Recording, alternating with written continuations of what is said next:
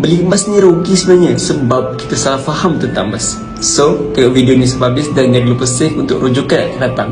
Ada 3 salah faham tentang emas. Yang pertama, ramai orang salah faham dengan cara mereka jadikan barang kemas sebagai simpanan dan juga pelaburan masa depan.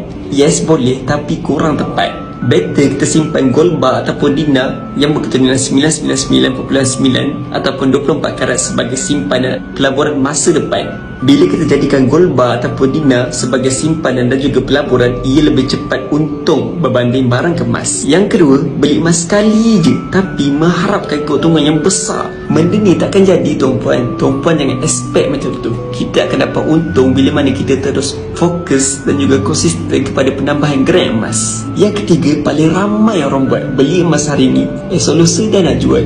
Beli emas hari ni, minggu depan, bulan depan dah nak jual.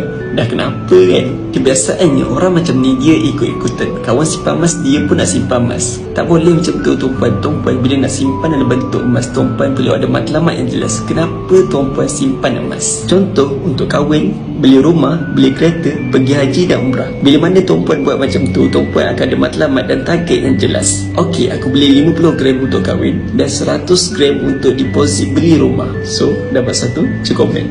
Jangan lupa follow.